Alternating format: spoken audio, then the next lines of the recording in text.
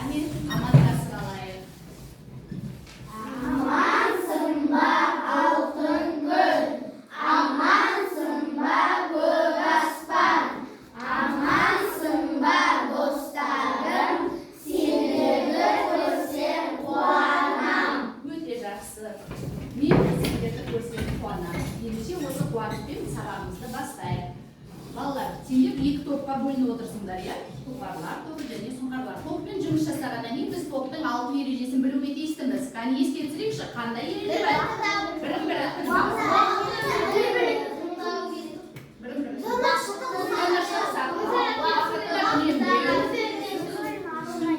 өз ойын ашық айту, осындай ереже, тыныштықты сақтау, осындай ережелерді білетін болсаңдар, онда сендер қазір топ басшысын сайлап алыңдар. Сіздердің тобыңызда, сосын сіздердің тобыңызда топ басшыларыңды сайлап алыңдар. Қане, бізде тұлпарлар тобының басшысы кім болды? Bir ауыздан сандуғаш сайлады. Қане, сұңқарлар тобының басшысы? Жақсы, екеуіңе де сәттілік тілеймін. Енді бізде сабақтың өн бойын бағалау отыру үшін топ басшыларына мен бағалау парақтарын таратамын. Мына жерге топтың мүшелерін жазасыңдар. Жарай ма? Топтың мүшелерін жазасыңдар. Содан кейін сабақтың өн бойында оларды бағалап отырасыңдар. Жақсы. Енді бүгін бізде білесіңдер математика сабағы. Тақырыбымыз үш бұрыш, тіктөрт бұрыш және көп бұрыштардың периметрлерін табу. Сабағымыздың мақсаты біз осы фигуралардың үш бұрыш, тіктөрт бұрыш, шаршы периметрін табу жолдарын қарастыру. Және осы фигуралардың берілген қабырғасы мен периметрі арқылы белгісіз қабырғаны табуға үйренеміз. Ал енді сендер мындай сұраққа жауап беріңіз. Біз геометриялық фигураларды білеміз бе? Білеміз. Бәрін. Егер білетін болсақ, біз сіздермен мынандай табан ізі деген ойын ойнайықшы. Яғни екі команданың топ басшылары жарысқа шықсын. Тұлпарлар командасының басшысы келе қойшы. Бізде мына жерде табан іздері бар. Осы табан іздерін басқан сайын бір-бір геометриялық фигураларды атап отырады. Жақсы ма? Ал бастайық. Цилиндр, тіктөрт бұрыш, үш бұрыш,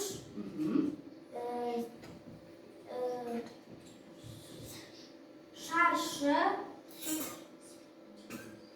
корпус, Конус. Тағы.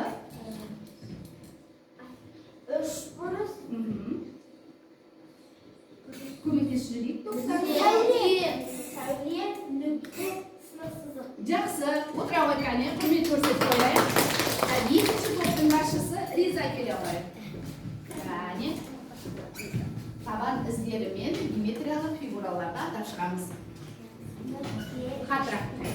Үш бұрыш, тіктөрт бұрыш, шаршы, сәуле, қисық сызық, төрт бұрыш, көп бұрыш, Цилиндр. Шар. Жақсы.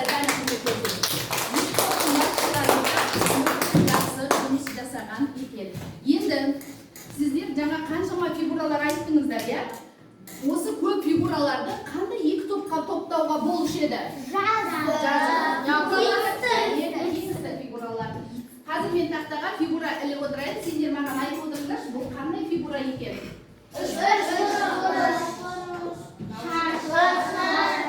Шаршы. Мынау? Бұлар қандай фигуралар?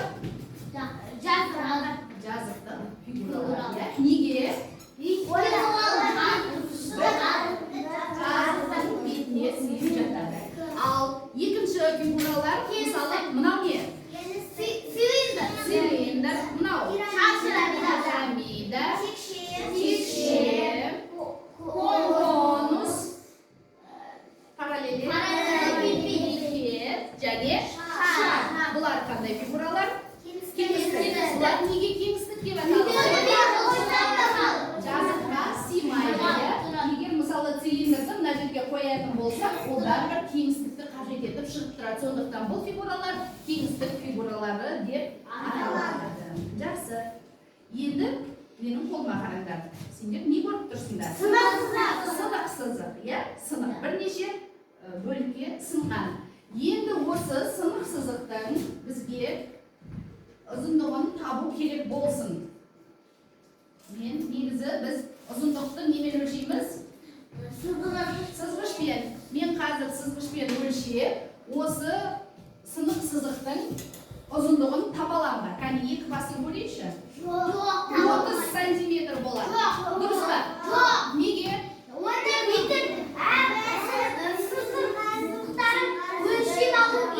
бірнеше бөлікке бөлінген ғой, және олар әртүрлі қисық орналасқан. Енді не істейміз біз?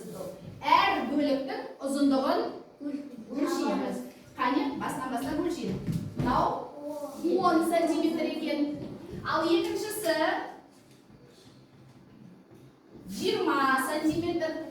Үшіншісі 12 сантиметр. Төртіншісі міне 8 сантиметр. Сонымен бұның әр бөлігінің ұзындығы әртүрлі болды. Ал енді жалпы ұзындықты табу үшін біз не істейміз осыларды? Жаңа бірінші ұзындығы қанша болды? 10 сантиметр. Екіншісі қанша болды? 20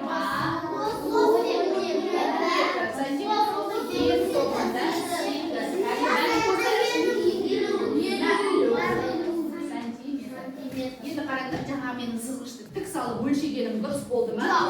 Жоқ. Өйткені оларды жазған кезде мүлде басқа ұзындық шығады.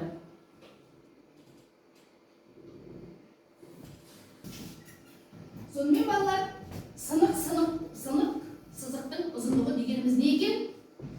Оның барлық кесінділерінің ұзындығының қосындысы.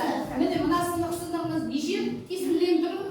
4. Ендеше осы 4 кесіндіні қосқан кезде бізде сынық сызықтың ұзындығы шығады. Егер біз сынық сызықты тұйықтайтын болсақ, онда не пайда болады? Ал міне егер тұйықтасақ, мынандай көп бұрыш пайда болады. Көп бұрыштың қабырғаларын немен белгілеуші едік?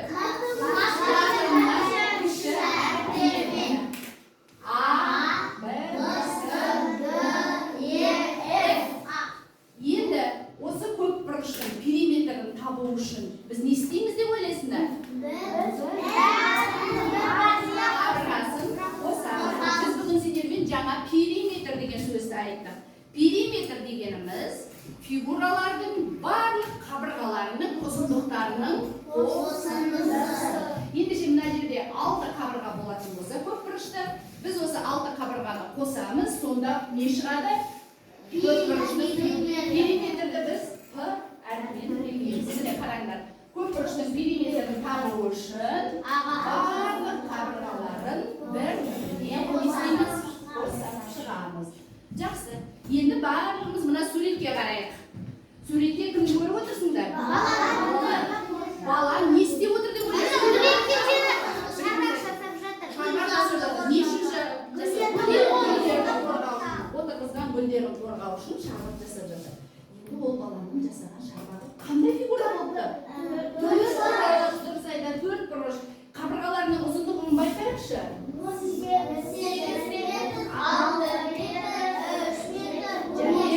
15 метр. Егер бізге айтса, осы 4 бұрыштың периметрін тап десе, қалай табар едік? Қабырғаларын бір-біріне қосамыз. Ал периметрді қалай белгілейміз? Міне, сонымен жаңағы жер учаскесінің периметрін табу үшін 4 бұрыштың барлық қабырғаларының ұзындықтарын не істейміз? Қосамыз. Міне, мысалы, периметр дегеніміз бірінші қабырғасы қанша еді? Екіншісі, үшіншісі, барлығы қанша? Жақсы, ендеше дәптерімізді ашайық. Бүгінгі күнді жазамыз. Сыныпта осы периметр тапқан мысалды жазып ала қойыңдар. Жазамыз. Düzü отырамыз партада. Партада düzü отырамыз.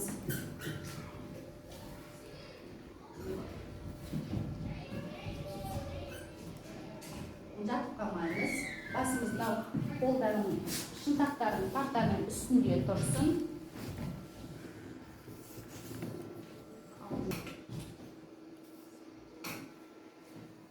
Жазып болса, белгі береміз, балалар? Жазып болған топ, белгі береміз.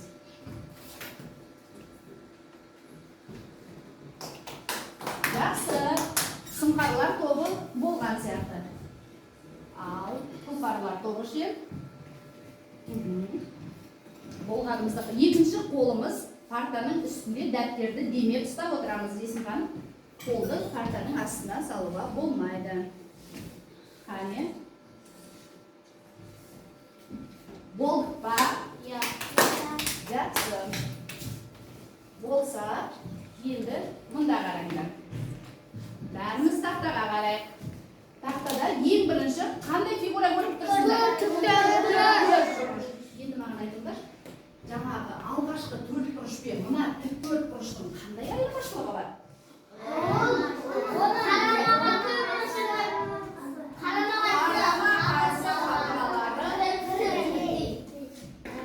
Ал жаңағы тік төрт бұрыштың жер учаскесінің бірдей емес, әртүрлі. Енді мынасын не дейміз? Ұзындық нешеу болады? Ені нешеу болады? Енді осы тік төрт бұрыштың біз периметрін тауып көрейік. Жаңа айттық, периметр дегеніміз не дедік?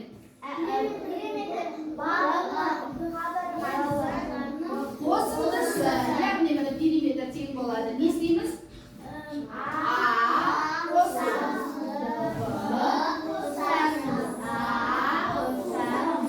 Міне, төрт қабырғасын қосып шықса, осы тік төрт бұрыштың периметрі шығады.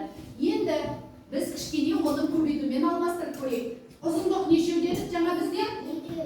Ен мен ұзындықты қосайық та, оны неге екіге көбейтеміз? Ендеше, мынау не?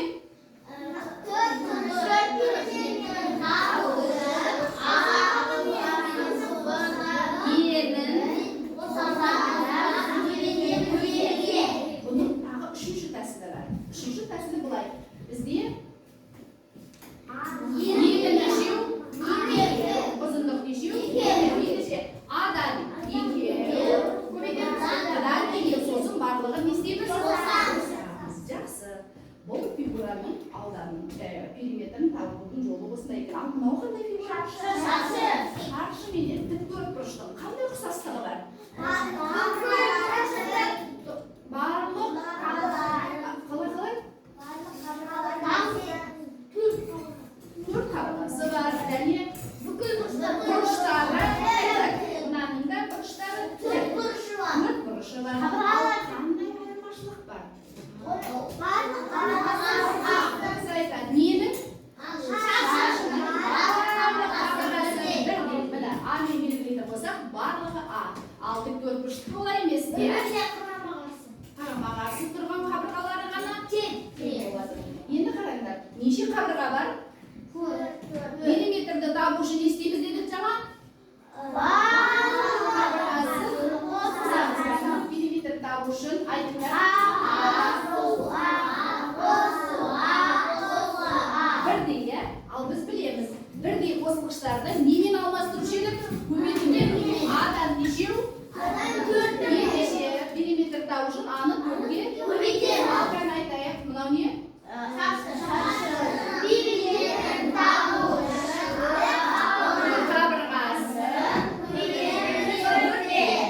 Бір қабырғасын аламыз да төртке көбейтеміз.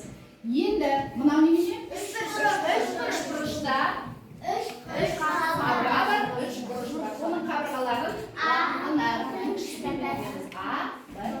периметр табушы не істейді екенбіз?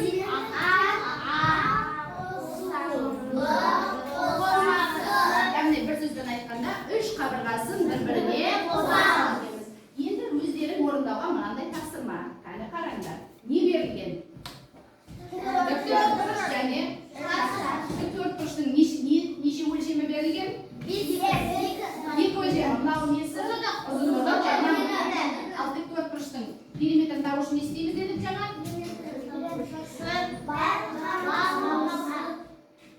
Bir formulayını koy.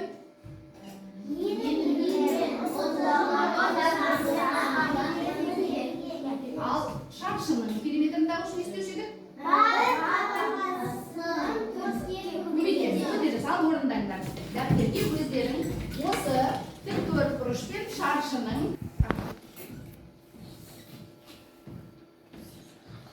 Yaxshi bolalar, barlig'imiz o'rindadikmi? Endi qaranglar, qani taxtadan qaranglar, tekshiringlar. Durust ekan?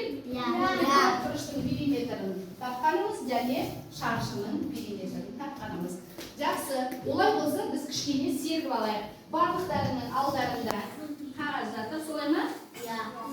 Al endi sol qog'oz bilan yumush yasaymiz qani.